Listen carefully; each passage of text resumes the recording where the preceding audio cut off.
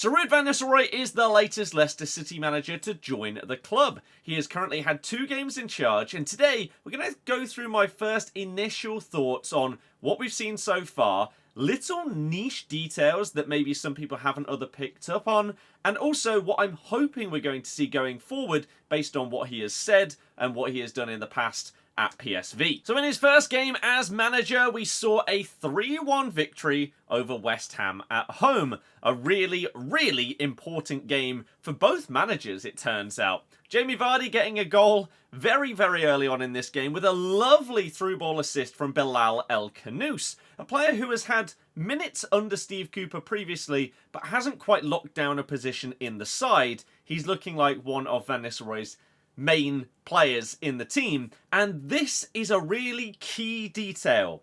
He scouted him, or got his scouts to look at him when he was a manager at PSV. So he's already knowing about one of these players that he was really wanting to get as a player to be under his management previously. Which means, therefore, there's no, oh, let's use this guy for a couple of months and see what he's all about. He knows everything he needs to know.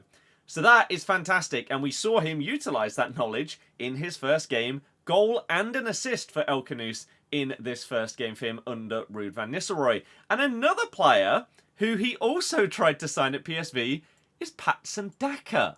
So this is amazing. Is it one of the reasons why he potentially even joined us? Because he already knows a couple of the players? Maybe. We'll take it. Because Daka is a player that over the last couple of years, he's had his good moments, most notably the 4 goals in one game in the Europa League. And outside of that, he's had more lows than highs. Some of the misses that he was doing in the Championship last season, Leeds away, horrific. And so he's needed a bit of confidence and a run of games where he can hopefully get back on his feet under the guidance of hopefully a great manager, but definitely a great goal scorer. And we saw Daka score in his first game under Van Nistelrooy. This is how the game went. As you can see, the momentum graph is an interesting one in this game. It basically shows who was on top during the game and at which moments. In this match, West Ham had the most shots that they have ever had in a Premier League game. 31. Their XG was 3.1, ours was 1.67. We won the game 3-1. And as Van Nistelrooy came out and said after this game, this short term, okay, we rode our luck in this game. We didn't manage to concede the goals that we probably should have, and we win the game. Great. Long term, that obviously isn't sustainable. You cannot outperform these kind of numbers and get away with it often. So, fair enough. First game, this is what happens. Let's try and figure some things out with the defence, with the formation, and try and shore things up a bit going forward. As we saw here, Daka did get his goal, and Bilal did as well. Daka came on for Vardy in this game, which is interesting in comparison to game number 2, which we'll get to in a minute. But Wout Faes came on for Yannick Vestergaard. And this is something that we also saw in his second match in charge. So, utilising 2 subs in both games that are the same player. Steffi Mavididi came on for Casey McAteer, who really did not have a good first half, but he did get an assist in the second half for Bilal. Bobby de Cordova-Reid also came on for Bilal.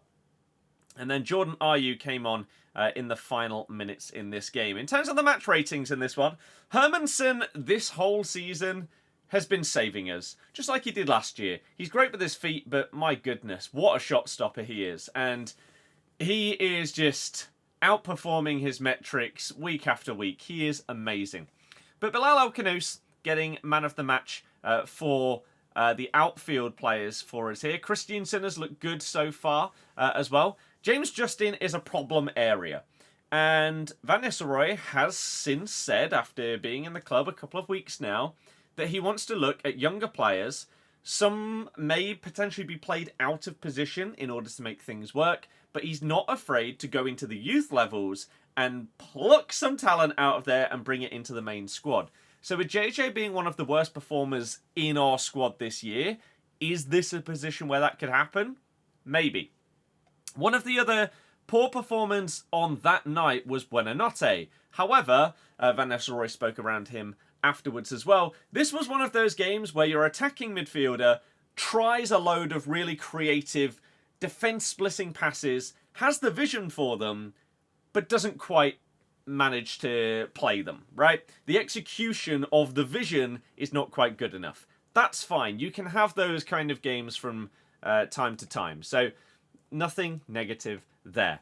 While Fast came on, Daka came on. Daka gets a decent rating, comes on and scores a goal in this game. It was actually a phenomenal goal as well.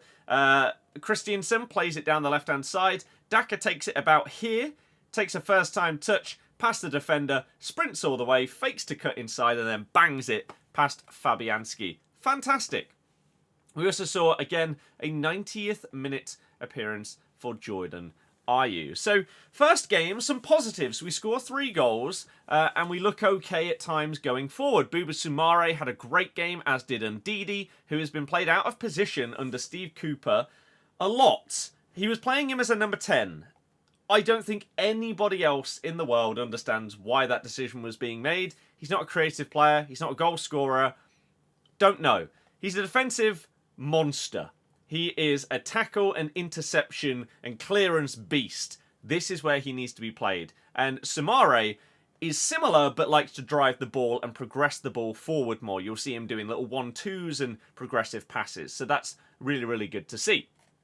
Let's go to Van Nistelrooy's next game, which is the second that we have seen so far. And this was a 2-2 draw away, at home to Brighton. So this is really handy to get 2 home games as your first 2 games as manager of a club. You get the fans supporting you and bringing the noise and everything like that. This game was a little bit different to what we saw against West Ham. The defence, you could say, was a little bit better. They conceded about half the shots that they did against West Ham. So, good start. In terms of the goals scored and conceded in this game, it does paint a bit of a picture.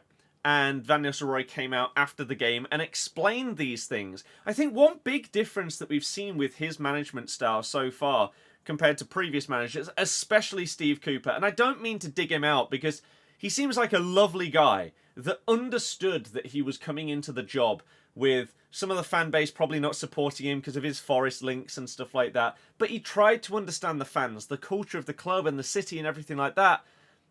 But that tactical nous was just lacking. And in post-game interviews, he'd moan about the referees. It would never be tactical things that went wrong.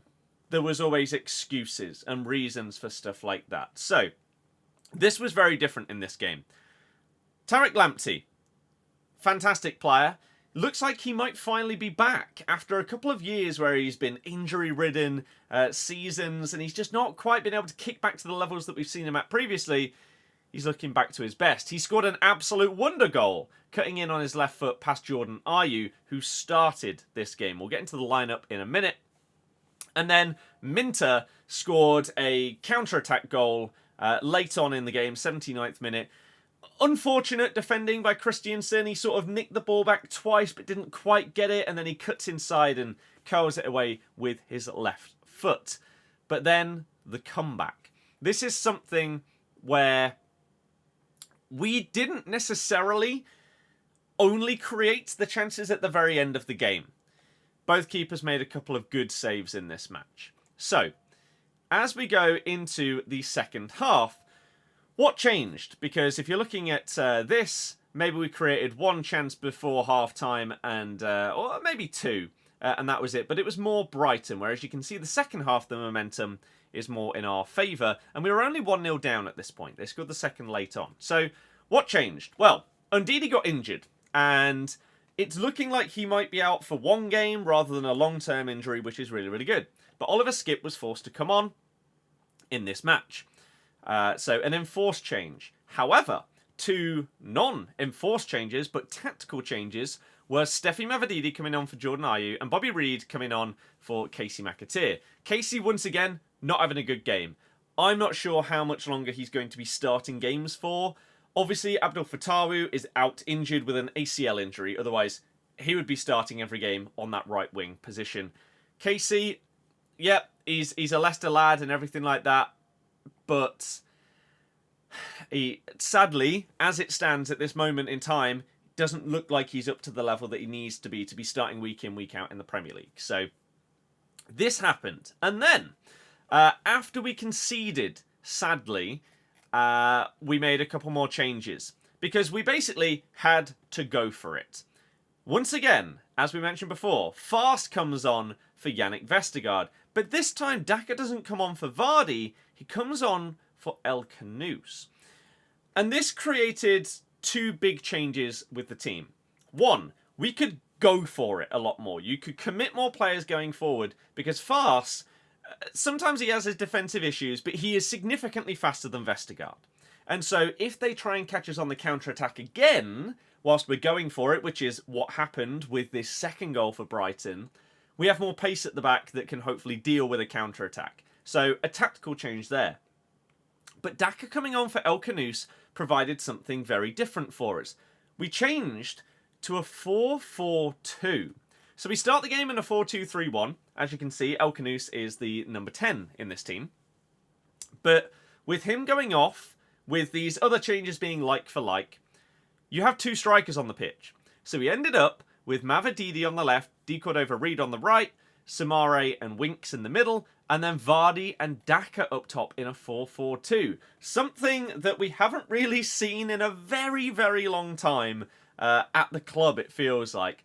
And Vardy staying on, gets a goal, and gets a fantastic assist in order to equalise and manage to get us a point in this game. So instead of just bringing Daka on for Vardy, which is the obvious change, right? Like for like, striker for striker. He mixed things up, he changed formation, and we comfortably were just getting at them after this formation change. And it made a massive difference. And 2 goals in the 15 minutes that we played with this formation showed it clearly made a big difference. So really, really good to see from Ruud, not afraid to mix things up. And again, I apologise to Steve Cooper, but you wouldn't have seen this under him. You didn't actually really see it under Enzo Maresca either, mainly because we were winning the majority of the time. He didn't feel like he needed to change his formation and the balance of the team. He'd do like-for-like subs and things like that. It got a little bit frustrating. Although we won a lot of games, so it ended up okay. But Van Nistelrooy already, in his second game, showing that he's not afraid to mix things up, is honestly so refreshing to see. And so, what would I like to see going forward, and what are some other things that we've seen so far that make me excited about Ruud Van Nistelrooy as our manager? And are there any worries or anything like that? In terms of worries, I think you can only say inexperience at this level, in the Premier League, right? He managed a couple of games for Manchester United, beat us 2 times in the space of 2 weeks, so that's fine. Clearly better than us. And he has managed PSV previously to a varying degree of success. So you can't expect him to be a genius when it comes to knowing every single thing in and out when it comes to the Premier League. Of course, he played in it for a very long time and he was very successful, but times have changed since then. So, will there be any naivety creeping in because of that inexperience? We can hope not. However, it does happen to other managers. In terms of pro things with Van Nistelrooy, I feel like one of the big things is what I talked about earlier. Let me get a quote for you. So Ruud has his press conference today for the Newcastle game coming up at the weekend, and there were some interesting things that he spoke about. Of course, Ndidi got that injury. He is unfortunately unavailable, and he's out for a couple of weeks rather than a couple of months, which was first feared when he went off. Harry Winks also potentially unavailable. This could potentially mean that Skip has to start. Bouba Soumaré is also out of the game because he picked up his 5th booking. So our midfield options in that position are not ideal. So this is where Van Nistelrooy and what he's been talking about has come into play. So what he had to say about Oliver Skip is basically praising him and that we're happy to have him around. And he has specifically talked to the players, but also the media, about needing the whole squad. A lot of people focus on a starting 11, but Ruud has been very, very persistent talking about the fact that, okay, you might not be starting, but I need you. If I need to call on you, be ready, be prepared. You might be the saviour in this game, right? So, hopefully, Oliver Skipp can fill in. However, he also spoke about this, and this is what I was talking about with the youth players. We've had a week to prepare the players to play there, but also options that don't regularly play there, but might have to during the game.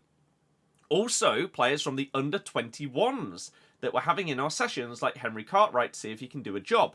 One of the first things that Van Nistelrooy did when he came in was he pulled some of the players from the younger squads into the senior training sessions. So not necessarily to say, yeah, you're going to be in the squad this week, but to see whether they can handle the intensity and everything like that, so that if he does feel like he needs to call any of them up, they're going to be ready for it. That's really, really impressive, rather than just desperate times like, oh my god, okay, we need someone from the youth team. Sure, you'll do.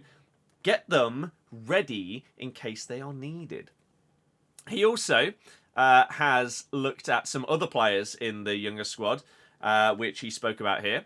Talking also about January and whether we need to bring anybody in. He basically says what every other manager has said, that with our scouting system and stuff like that, you're presented a list of targets that seem possible. And then you get to choose from those targets who you think you would like us to try and pursue as a club. So that is done in advance, and obviously some managers will choose player A, other managers will choose player B, C, D, E, etc. Which is really, really helpful, that you don't have to go to the scouts and be like, I want this kind of player, let's start now. Which is what he says here. You can't start thinking of opinions at the time you want them. Options, sorry. So it's a continuous process and we're in it. But what I'm first doing is looking at the current players, including the 21s. We've got someone I call a young JJ, Jaden Joseph, and Henry Cartwright training with us. There's also been mentions of Monga, who is a very, very exciting winger that is playing in like the under 16s or something like that. Ridiculous talent, by all accounts, that some other Premier League clubs are already looking at.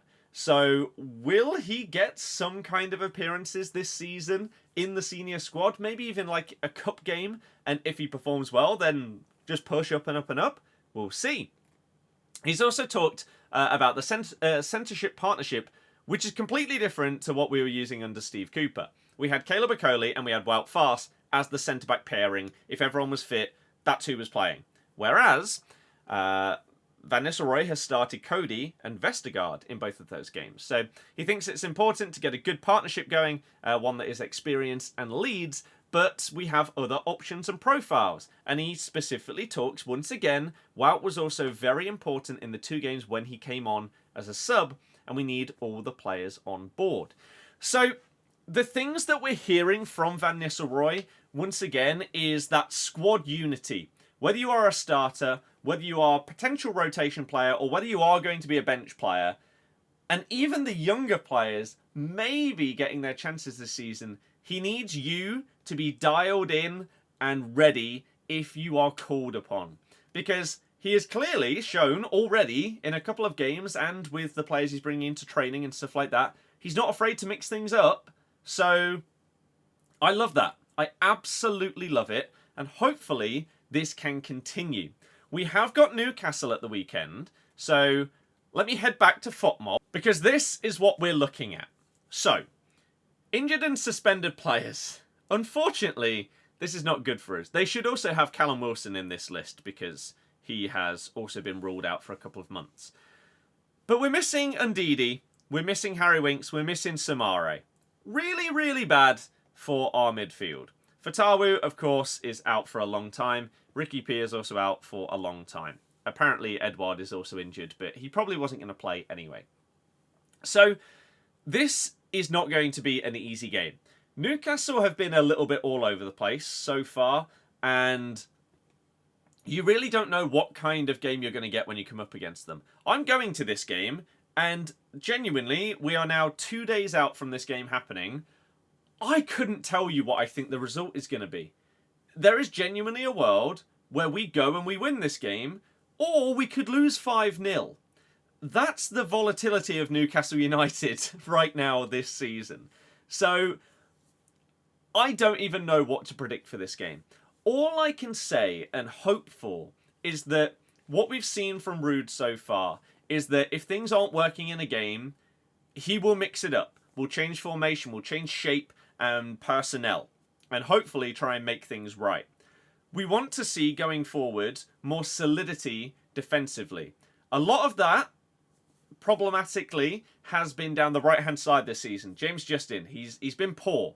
Whereas the centre-backs and Christensen have been better. Hermansen in goal has saved us countless goals already. He is overperforming in basically every single stat that you can. And if we make a big money sale going forward, it's going to be him. So, when he's talking about players playing out of position, he did mention that about midfielders, obviously with these injuries. We may have to deal with that for a couple of games. Booba is only suspended for one game, so that's fine.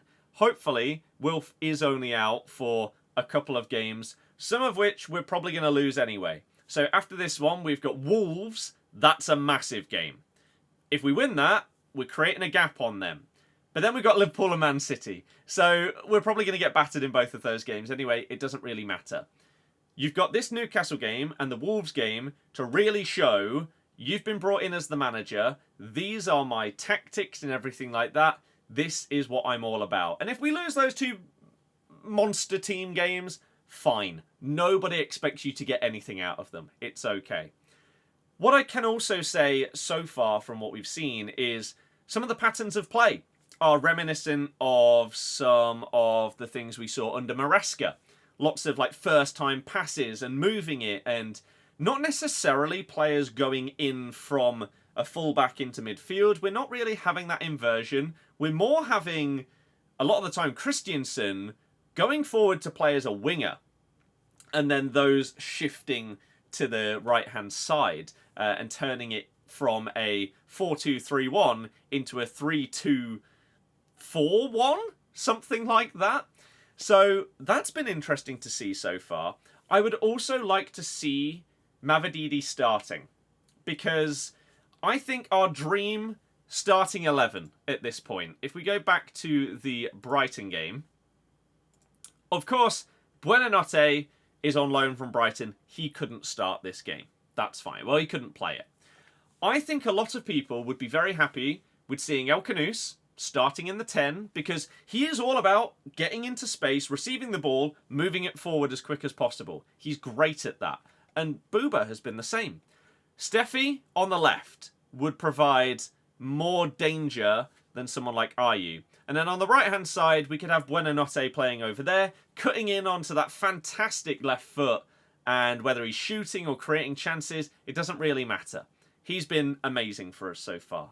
So if we could start with that front four, that'd be great. I wouldn't even be against Daka starting if Jamie needs a bit of a rest. I feel like that's probably more likely in the games to come when it's like Tuesday, Saturday kind of thing. Whereas this game, he'll have a week's rest. He might be okay. Hopefully, we're going to see that, and we can start to see the ball being moved forward as quick as possible. Because without Samare and Ndidi, we're going to be less destructive in midfield. So we need to get the ball past that point to the guys that can cause the damage as quickly as possible. I think we're going to see Skip starting. Winks isn't going to be ready, so I really don't know who's going to be starting in this other position. Is it going to be Cartwright? Is it going to be someone like Hamza Chowdhury? Or he's talked about people playing in different positions. Is he going to move someone further back? Are you going to see like a Bilal playing down here, and his job is to get stuck in and then go as quickly as possible? I really don't know. He may even move a defender into a defensive mid position. We'll see. But so far, there are so many positives to take from what Van Nistelrooy has done. He seems to be loving the culture of the club. The players seem to have warmed to him immediately. The fans definitely have. The atmosphere has been fantastic so far. Hopefully that can continue on Saturday away from home as well. We've only experienced Van Nistelrooy's Leicester at home so far. So I'm really excited, and I feel like there is just so much positivity about everything right now. You have to think that some fans will probably stop being that positive if we lose against Newcastle. Maybe we beat Wolves and then we lose against Liverpool and Man City. But these teams are so much higher than us, they should be beating us.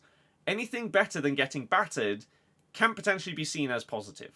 And you have to at least hope that in those games, if we lose them, you're seeing nice positive pieces of play, nice one-touch football, good movement off the ball, and intricate patterns that are completely different than Steve Cooper's... I don't even know what you'd describe it. Tactics wasn't really the word.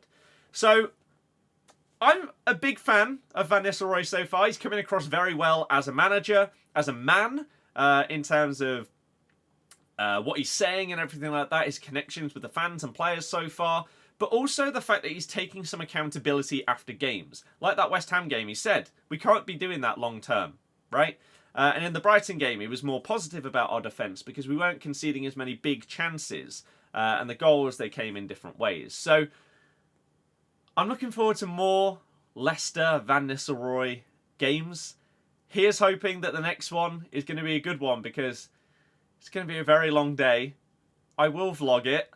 Hopefully, it's going to be an entertaining one that I can get up for you on the Sunday, the day after the game. We'll see. But that will be the next video on the channel. Hopefully, it will be a good one. Goodbye.